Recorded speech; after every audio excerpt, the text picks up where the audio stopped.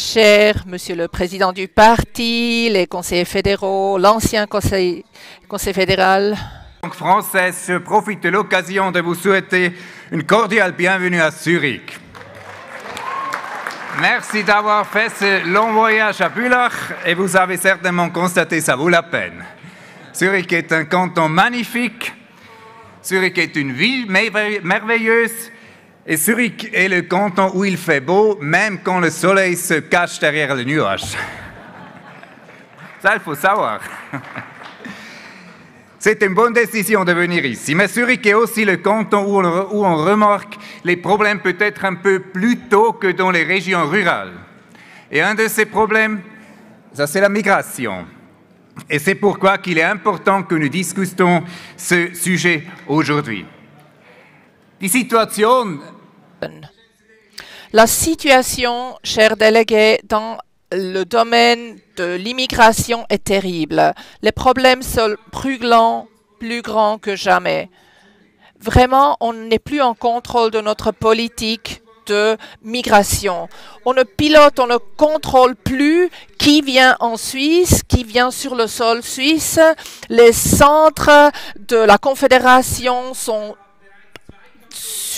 remplis et il y a déjà 2 cantons qui ont dit c'est l'urgence dans l'asile. L'UDC dit il faut agir maintenant et immédiatement. On ne peut plus attendre. Notre nouvelle chef de ce département, Elisabeth Baum-Schneider, a elle maintenant de résoudre ces problèmes. Et j'ai l'impression qu'elle ne connaît pas encore dans tous les détails comment s'y prendre. Du coup, c'est bon si nous, on en discute ici aujourd'hui.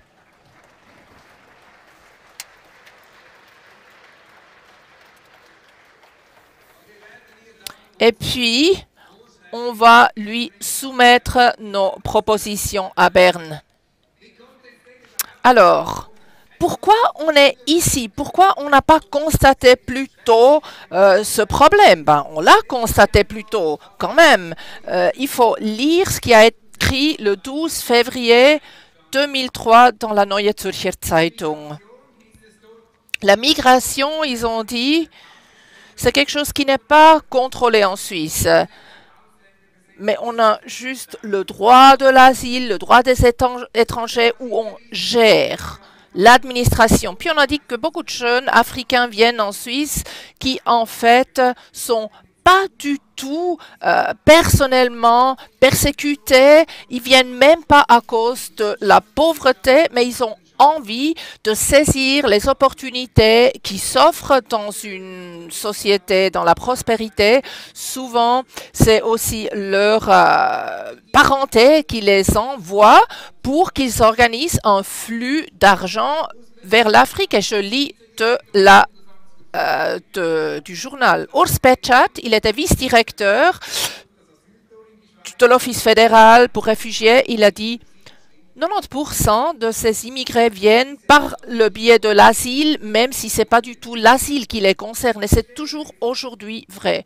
Du coup, on constate que le droit de l'asile en Suisse est obsolète. Notre politique migratoire ne peut pas faire face aux réalités d'aujourd'hui. Parce que la politique traditionnelle de la Suisse est toujours concentrée sur donner de l'aide, de pays voisins, de gens de pays voisins. C'était toujours ça, cette idée humanitaire, aider les voisins dans les difficultés, mais aujourd'hui, c'est tellement différent qu'il y a 100 ans. Aujourd'hui, on est confronté à des flux migratoires mondiaux.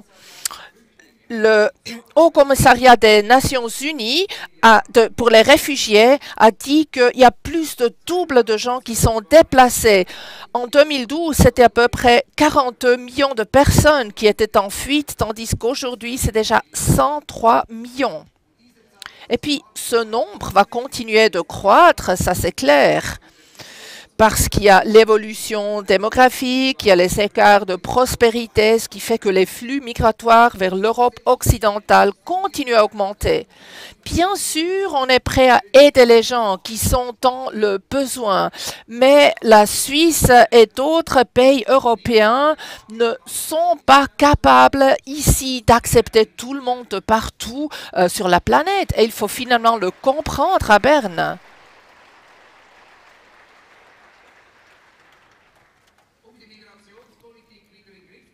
Et pour gérer la politique migratoire, il faut changer de paradigme. Il faut penser autrement.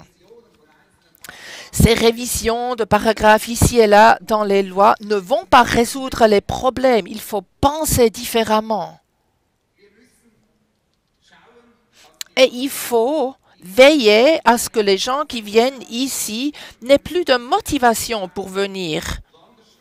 Ces flux migratoires mondiaux doivent être interrompus. Parce que non seulement on a trop d'immigrés, comme notre président du parti l'a dit, c'est aussi les mauvais immigrants. Il faut renforcer l'aide sur place et il faut externaliser ces procédures d'asile. C'était toujours l'UDC qui a parlé de ceci déjà il y a 50 ans. Conseiller national Walter Hofer qui a dit qu'il faut avoir une loi d'asile et déjà à l'époque il a dit il n'était pas content avec ce projet que le Conseil fédéral avait trop ouvert les portes. Ce n'est pas l'idée. Et Walter Hofer avait raison déjà il y a 50 ans. Beaucoup de problèmes que nous avons, c'est fait maison. Regardez le taux de ces décisions d'asile qui sont positives en Suisse en première instance. On aura une conférence de presse bientôt où on va expliquer ceci. Si un requérant d'Afghanistan, Érythrée, Syrie vient ici, ils ont beaucoup plus de chances de succès en Suisse que dans d'autres pays européens. On l'a calculé. S'ils viennent de l'Afghanistan ou de la Turquie, leur chance de pouvoir rester en Suisse, d'avoir donc une première décision positive, c'est plus de 98% en Suisse. Si vous regardez l'Allemagne, qui est assez similaire que la Suisse, en Allemagne, c'est 40 voire 62%. Donc, vous voyez, beaucoup de ces problèmes, c'est nous qui les avons créés. Et puis, ces jeunes hommes, souvent, savent exactement, s'ils viennent ici, même s'ils n'ont pas de décision positive, typiquement, ils peuvent rester ici. Et du coup, ils viennent ici. Et puis, les partis de la gauche rose-verte, ils sont encore pour légaliser les sans-papiers, qui fait qu'il y en a plus qui veulent venir. Aussi ceux qui sont admis provisoirement, qui en fait ont une décision négative à leur demande d'asile, ils sont provisoirement admis, entre guillemets, et puis ce qui veut dire que finalement ils peuvent rester. C'est pas provisoire en fin de compte. Regardez cette situation au plan mondial et regardez les informations du Haut Commissariat pour les réfugiés. Et puis ça, c'est pas des chiffres de l'UDC, hein, juste pour dire. La plupart des gens qui sont en fuite, ils restent dans leur propre pays. Du coup, ils vont dans une autre région s'ils doivent se fuir de la guerre, de catastrophes. Pourquoi? Parce qu'ils veulent rentrer dans leur pays. Ils veulent aller là où ils habitent. Des réfugiés, c'est une minorité qui quitte leur pays. Il y a plus de 72% qui sont dans un pays voisin. Pourquoi? Parce qu'ils veulent rentrer chez eux. Parce qu'ils ne sont pas fuis de leur plein gré, c'était involontaire, il n'y avait pas le choix. Et ceux qui après font un voyage sur plusieurs pays et continents, c'est typiquement des gens qui ont d'autres motifs. Et ce n'est pas du tout correct si notre infrastructure d'asile est surchargée par des gens qui ne sont pas des réfugiés dans le sens de la loi. Et il faut le constater à Berne, on ne peut pas continuer ainsi.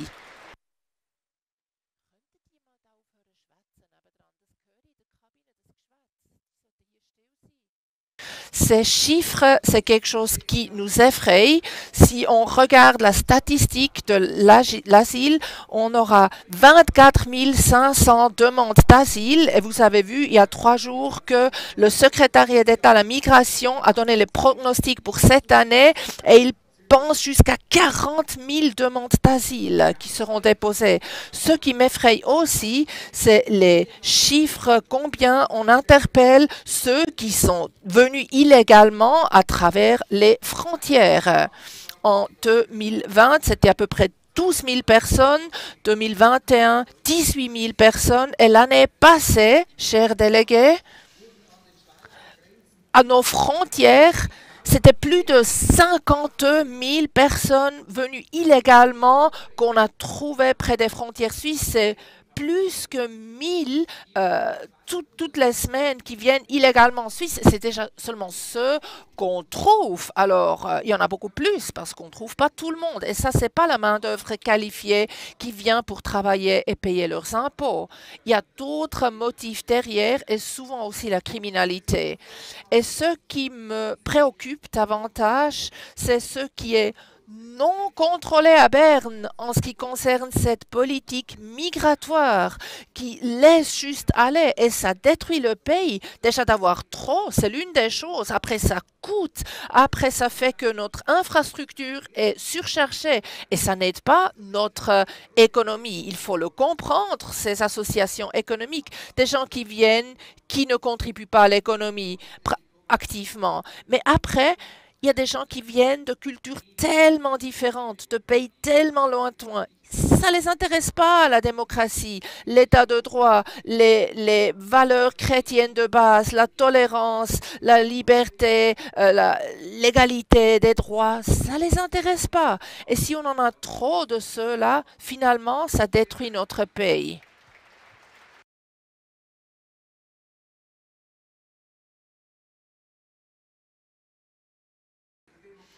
Et ceux qui s'engagent pour la démocratie, pour la tolérance, pour les droits égaux, pour l'ordre, la sécurité, doivent nous aider de maintenant terminer avec ce chaos dans la politique migratoire. J'ai dit qu'il faut un changement de paradigme.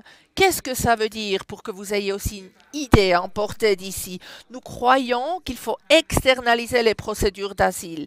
Ça n'a pas de sens que ces gens viennent des douzaines de milliers qui après restent, même si c'est clair qu'ils n'ont pas une vraie raison pour avoir l'asile d'après notre loi, mais ils restent néanmoins.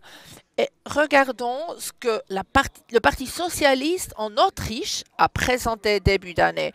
Un programme d'action 2023. C'est rare que je cite ce que les socialistes proposent dans leur programme. Mais là, ils ont raison.